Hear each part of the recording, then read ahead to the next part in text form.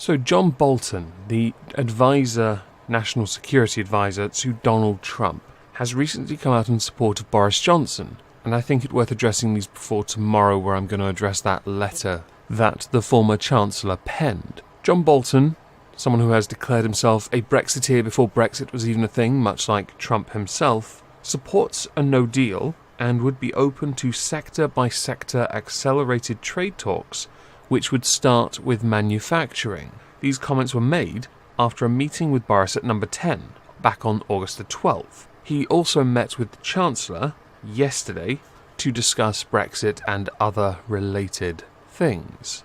Bolton believes that a series of agreements could be carved out quickly and very straightforwardly, with agriculture and financial services not being first, manufacturing being the priority, over a very short space of time. This has actually been supported by a number of articles and politicians who've outright said, while no deal is being considered, trade talks are being accelerated. It is believed a trade deal could be agreed upon in such a short space of time. It would make the EU incredibly salty, as they have spent a long time trying to negotiate a trade deal to no avail. I don't suppose it's because America as a nation, a republic, but a nation nonetheless, isn't overly fond of dealing with some wannabe government. That was only ever meant to be a trade deal that helped to stabilise Europe after that poxy war. But ho-hum, I guess everyone eventually gets corrupted. We can't all be the Emperor?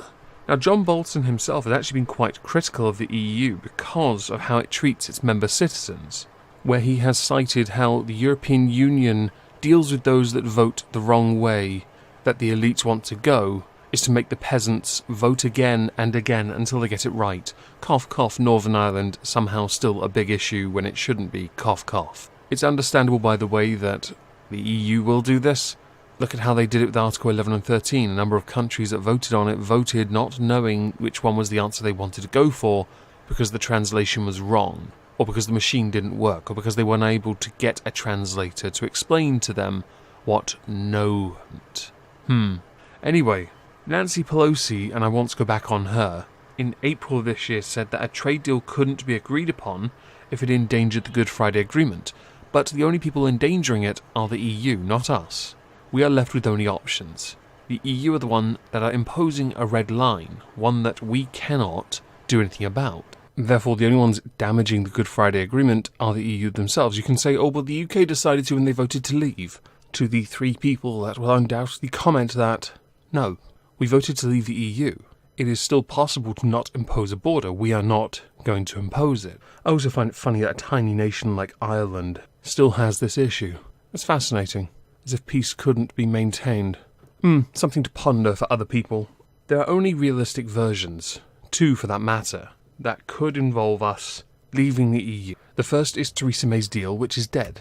Many of which have cited, and I'll cover it tomorrow, that Boris has basically eroded at what her deal was to the point where it is non-existent. This is well established.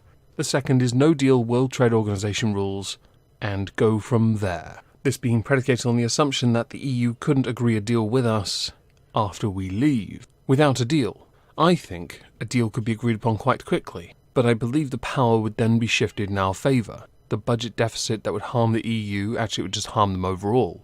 We would also suffer, but so would they.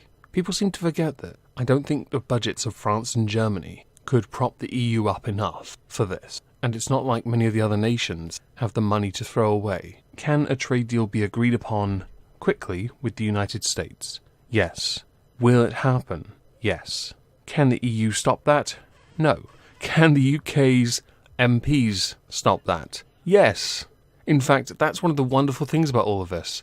Because Trump's the wrong kind of president, many members of the Parliament seem okay with not trading with him because of who he is. As if at this one time, it's okay to not deal with the US because of wrongthink. I think a trade deal with the US would be hugely beneficial. Many critics have said that it would erode at our own standards. Then we'd better get bloody clever about it.